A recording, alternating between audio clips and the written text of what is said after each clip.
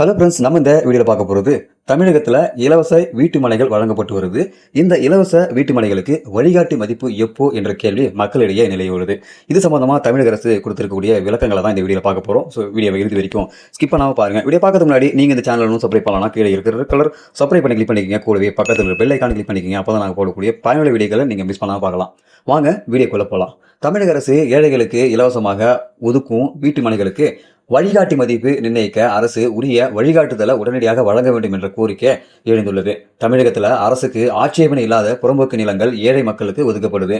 வருவாய்த்துறை மட்டுமல்லாது ஆதி திராவிடர் நலத்துறை வாயிலாகவும் ஏழைகளுக்கு வீட்டு மனைகள் ஒதுக்கீடு செய்யப்படுகின்றன. இதன்படி நிலம் தேர்வு செய்யப்பட்டு அதற்கு சம்பந்தப்பட்ட நபர்கள் பெயரில் ஒதுக்கீட்டு ஆணை மற்றும் இலவச பட்டா வழங்கப்படும். இவ்வாறு பட்டா பெற்றவர்கள் குறிப்பிட்ட ஆண்டுகளுக்கு அந்த நிலத்தை விற்கக்கூடாது என்ற கட்டுப்பாடும் உள்ளது. இந்த கட்டுப்பாடு இருக்கும் காலத்துல ஒதுக்கீடு பெற்றவர்கள் தங்களின் குடும்ப வாரிசுகளுக்கு அந்த நிலத்தை கொடுக்கலாம். தானம், கொடை போன்ற வழிமுறைகள்ல இதற்கான பத்திரப்பதிவு செய்து அதன் அடிப்படையில பட்டா முறையில் செய்ய வேண்டும். இது போன்ற காரணங்களுக்காக பத்திரப்பதிவு தாக்கல் செய்யும் போது அதன் மதிப்பை குறிப்பிட வேண்டும். சம்பந்தப்பட்ட நிலம் இந்த ஒதுக்கீட்டாளர்களுக்கு வரும் முன் புறம்போக்கு நிலமாக இருந்ததால் அதன் தற்போதைய நிலவரப்படி வழிகாட்டி மதிப்பு இருக்காது. எனவே இது தொடர்பாக பத்திரங்கள் பதிவுக்கு ஏற்கப்படாது. இதனால ஒதுக்கீட்டாளர்கள் தங்களுடைய நிலத்திற்கு வழிகாட்டி மதிப்பு நிர்ணயிக்க கூறி சார் பதிவாளர்கள் மற்றும் மாவட்ட பதிவாளர்களிடம் விண்ணப்பிக்கின்றனர். இது சம்பந்தமாக பொதுமக்கள் என்ன சொல்றாங்கன்னா, ஏழைகளுக்கு சொந்த வீடு இருக்க வேண்டும் என்ற நல்ல எண்ணத்துல தான் அரசு இலவசமாக வீட்டு மனைகளை வழங்குது.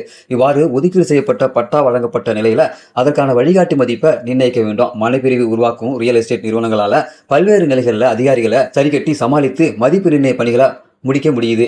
இலவசமாக மனை ஒதுக்கீடு பெற்ற ஏழை மக்களால் இதில் போட்டி போட முடியாது என்பதை பதிவுத்துறை அதிகாரிகள் புரிந்து கொள்ள வேண்டும். இது குறித்து பதிவுத்துறை அதிகாரி ஒரு கூறியபோது, நிலங்களுக்கு புதிதாக வழிகாட்டி மதிப்பு நிர்ணயிக்கும் அரசு வழிமுறைகளை தான் நாங்கள் கடைபிடிக்க முடியும். இலவச வீட்டு மனைகளுக்கு மதிப்பு நிர்ணயிப்பதை எளிதாக்க அரசு தான் முடிவு செய்ய முடியும். அரசின் முடிவு அடிப்படையில் தான் செயல்பட நாங்கள் காத்திருக்கோம் என அரசு அதிகாரி கூறியுள்ளார். ஸோ இந்த ஒரு அறிவிப்பானது தமிழக மக்களுக்கு மிகுந்த வருத்தத்தை தரும் சொல்லலாம். ஸோ இலவசமா வீட்டுமனை பட்டாவோட வீட்டுமனையை அரசாங்கம் வழங்குது. அதுவும் புறம்போக்கு நிலங்களில் தேர்வு செய்து தான் அரசாங்கம் வழங்குது. ஸோ அந்த புறம்போக்கு நிலங்களுக்கு வழிகாட்டி மதிப்பு கிடையாது. இதனால அந்த நிலத்தை அவங்களுடைய மகன்களுக்கோ மகள்களுக்கோ அதை தானமாக செட்டில்மெண்ட் பண்ணும்போது அதை பதிவு செய்ய முடியல. ஸோ இதனால் பார்த்தீங்கன்னாக்கா நிலங்கள் பெற்ற ஏழை மக்கள் அதை விற்கவும் முடியலை, வாங்கவும் முடியலைன்ற மாதிரி புலம்பி தள்ளுறாங்க. இதுக்கு விரைவில் தமிழக அரசு ஒரு முடிவு கட்டுவாங்க அப்படின்றத எதிர்பார்க்கலாம்.